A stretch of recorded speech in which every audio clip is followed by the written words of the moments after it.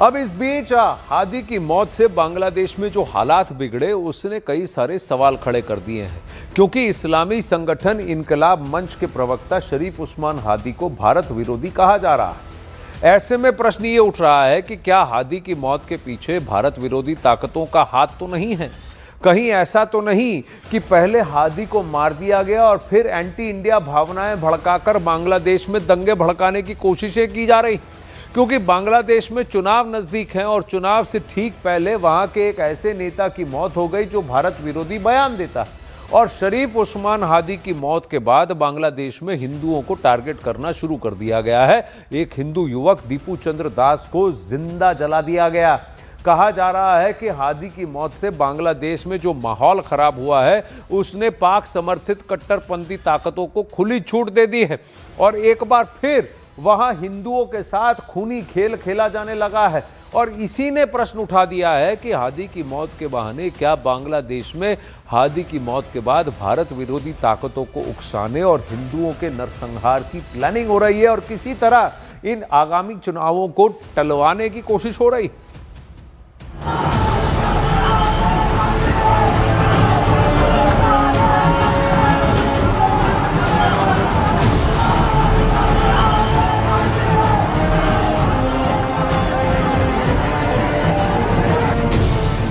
चुनाव से पहले जल उठा बांग्लादेश। हादी की मौत संकट में बांग्लादेश का लोकतंत्र।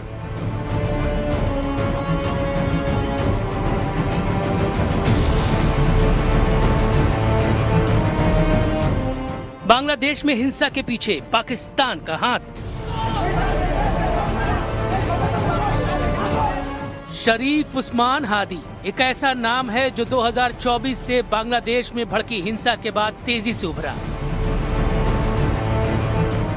शेख हसीना की सरकार गिराने में हादी का बड़ा रोल माना गया था, लेकिन इस्लामी संगठन इकबाल मंच के उसी प्रवक्ता को गोली मार दी गई। इसके बाद एक बार फिर बांग्लादेश सुलग उठा, हाहाकार मच गया। बांग्लादेश में 12 फरवरी को होने वाले चुनाव पर संकट मंडराने लगा, क्योंकि हादी आगामी संसदीय चुनाव में ढाका के एक निर्वाचन क्षेत्र से चुनाव लड़ने की घोषणा कर चुके थे। और उनकी मौत के बाद जानकारों ने कहा कि बांग्लादेश में अवैध हथियारों का जाल बेकाबू हो चुका है। माना जा रहा है कि ये हथियार सिर्फ धमकी देने के लिए नहीं, बल्कि खुलेआम हत्याओं और हमलों में इस्तेमाल किए जा रहे हैं। क्योंकि कुछ दिन पहले बीएनपी यानी बांग्लादेश नेशनलिस्ट पार्टी के एक नेता की भी हत्या हो चुकी है। और इसके बाद वहां ऐसी दहशत फैली कि बीएनपी के दूसरे उम्मीदवार मोहम्मद मसूदुज्जमान मसूद ने नारायणगंज सीट से चुनाव लड़ने से हाथ खींच लिया और साफ साफ कह दिया कि बांग्लादेश में ऐसे हालात ही नहीं हैं जिनमें चुनाव लड़ा जा सके। ये बात अपने आप में इस बात का संकेत है कि बांग्लादेश में लोकतांत्रिक प्रक्रिया भी असुरक्षित होती जा रही है। सुरक्षा विशेषज्ञों का मानना है कि हालात बिगड़ने की बड़ी वजह 5 अगस्त 2024 की वो घटनाएं हैं जब कई पुलिस थानों से हथियार लूट लिए गए थे।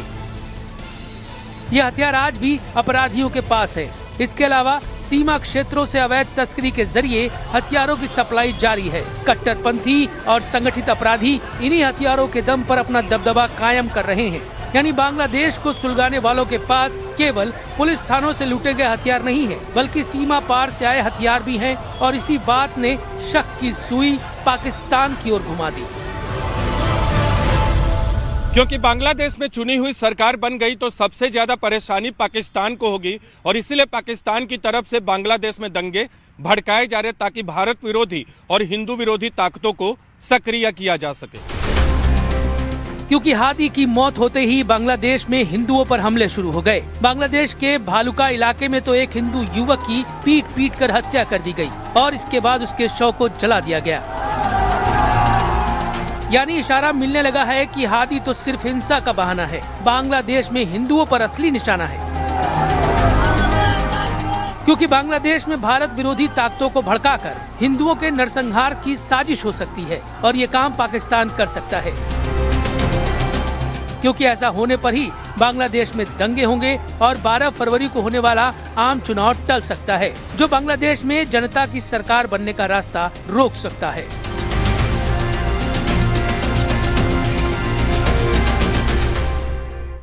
अब वहीं बांग्लादेश में जो हिंसा भड़की और हिंदुओं को टारगेट करना शुरू किया गया, उसके पीछे पाकिस्तान का हाथ होने का शक है, क्योंकि माना जा रहा है कि पाकिस्तान अपने पुराने तरीके को अपना रहा है और वो तरीका है पहले भारत को दुश्मन बनाओ, फिर भीड़ को भड़काओ और फिर अराजकता फैलाओ। और ऐसे माहौल में पाकिस्तान का समर्थन करने वाले कट्टर इस्लामी संगठनों को छूट मिल जाती है और हिंसा भड़कती है और चुनाव पर संकट मंडराता है, क्योंकि पाकिस्तान अच्छी तरह जानता है कि अगर बांग्लादेश में मजबूत और चुनी हुई सरकार आती है तो पाकिस्तान के लिए खतरा है। इसलिए पाकिस्तान भारत विरोधी ताकतों को भड़काकर और हिंदुओं को निशाना बनाकर बांग्लादेश के लोकतंत्र को टारगेट कर रहा है, क्योंकि जब भी सड़कों पर हिंसा होती है तो ये बहाना बनाना आसान हो जाता है कि हालात चुनाव के लिए अनुकूल नहीं है। साजिश की बू इसीलिए भी आ रही है क्योंकि यूनुस सरकार चुप है और ये चुप्पी चुभती है। बांग्लादेश के कट्टरपंथियों ने अखबारों के दफ्तर में भी तोड़फोड़ किया और अखबार के एडिटर नूरुल कबीर के साथ हिंसक भीड़ ने बदसलूकी की, उन्हें मारा पीटा और अखबार के दफ्तर को भी जला डाला।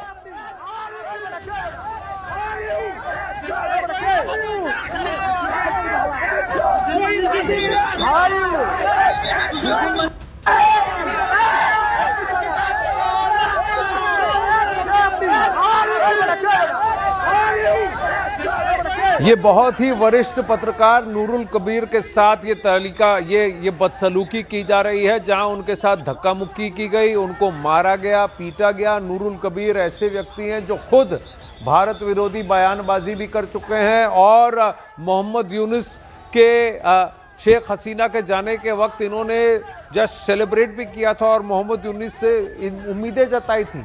और आज इसी नूरुल कबीर को भीड़ घेर करके गाली भी दे रही है, डरा रही है, धमका रही है और मार रही है। और अब आपको पूरे घटनाक्रम की टाइमलाइन दिखाते हैं। ये पूरा विवाद 12 दिसंबर को चुनाव प्रचार के दौरान उस्मान हादी को गोली मारे जाने के बाद शुरू हुआ। नकाबपोश हमलावरों ने उस्मान हादी को बांग्लादेश की राजधानी ढाका में गोली मार दी और जिसके बाद उन्हें गंभीर हालत में इलाज के लिए सिंगापुर भेजा गया। 13 दिसंबर 2025 हादी की हत्या को शेख हसीना से जोड़ा जाने लगा। बांग्लादेश के नेताओं ने हादी की हत्या में भारत के शामिल होने के भी आरोप लगा डाले। बांग्लादेश ने मामले की जांच में भारत से मदद मांगी। हालांकि भारत ने सभी आरोपों को खारिज करते हुए साफ कर दिया कि वो अपनी जमीन का दुरुपयोग नहीं होने देगा। 14 दिसंबर 2025 भारत के उच्चायुक्त को ढाका में तलब किया गया। हाई कमिश्नर प्रणय वर्मा को बांग्लादेश ने तलब किया। 15 दिसंबर 2025 बांग्लादेश की नेशनल सिटीजन्स पार्टी एनसीपी के एक नेता हसनत अब्दुल्ला ने भारत के खिलाफ भड़काऊ बयान दिया। पूर्वोत्तर राज्यों सेवन सिस्टर्स को भारत से अलग करने की धमकी दी। 17 दिसंबर 2025 ढाका में भारतीय उच्चायोग के बाहर प्रदर्शन शुरू हो गए। बांग्लादेश के संगठनों ने भारत के खिलाफ प्रोटेस्ट मार्च निकाला, तो वहीं दिल्ली में बांग्लादेश के उच्चायुक्त को कल तलब किया गया। 18 दिसंबर 2025 बांग्लादेश में वीजा सेंटर के बाहर विरोध प्रदर्शन हुआ और इसी दिन देर रात उस्मान हादी की मौत की घोषणा भी की गई, जिसके बाद बीती रात से ही बांग्लादेश के कई इलाकों में विरोध प्रदर्शन शुरू हो गए। ढाका में हादी के समर्थक सड़कों पर उतर आए हैं। जगह जगह आगजनी, हंगामा और तोड़फोड़ किया जा रहा है। प्रदर्शनकारियों ने मीडिया दफ्तरों को भी निशाना बनाया। चट्टोग्राम में भारतीय सहायक उच्चायोग के बाहर प्रदर्शन किए गए। हालात बिगड़ने के बाद बांग्लादेश के कई इलाकों में सेना को भी तैनात करना पड़ा है। इस वक्त बड़ी खबर आ रही है, बड़ी खबर बांग्लादेश से ही आ रही है। न्यूज 18 को मिली विशेष रिपोर्ट के मुताबिक बांग्लादेश में कानून व्यवस्था पूरी तरह से लड़खड़ा चुकी है, जिसका सीधा असर अब अर्थव्यवस्था पर दिखने लगा है। गाजीपुर, सावर, नारायणगंज में कपड़ा कारखानों में काम बंद कर दिया है। श्रमिकों की सुरक्षा को लेकर चिंता जताई जा रही है। परिवहन व्यवस्था ठप हो गई है। वसुंधरा समूह की से जुड़ी कई औद्योगिक इकाइयों ने उत्पादन रोक दिया है, जबकि ढाका और चटगांव में माल और थोक बाजार के भी पूरी तरह से बंद किए जा रहे हैं। बंदरगाहों पर अनिश्चितता के चलते निर्यात ठप होता हुआ दिख रहा है। वहीं खुफिया सूत्रों का कहना है कि आज शाम के बाद हालात और ज्यादा बिगड़ सकते हैं।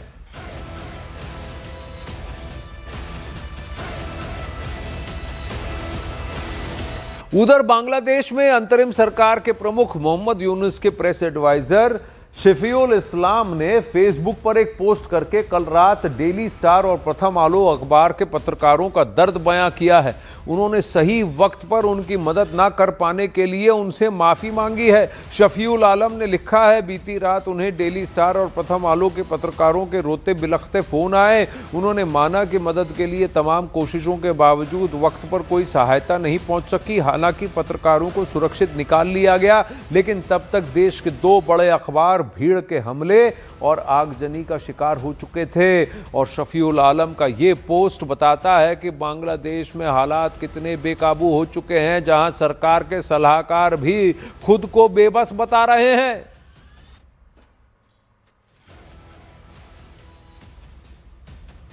तो ये शरीफुल आलम का ये कहना कि इस तरह से इतनी खराब कानून व्यवस्था है, लड़खड़ा के हालत इतनी खराब हो चुकी है, जहां पर ये सबसे पहले ये बताया जा रहा है कि खुद मोहम्मद यूनुस का सबसे करीबी ये कह रहा है कि हम बेबस हैं, कि हम उनकी मदद नहीं कर सकते, जो हमारे पास हम गुहार लगा रहे हैं मदद की। ये देखिए प्रथम आलो और डेली स्टार अखबारों की इस बिल्डिंग के अंदर किस तरह की आगजनी और तोड़फोड़ की गई है कि इस अखबार को पूरी तरह जला दिया गया है।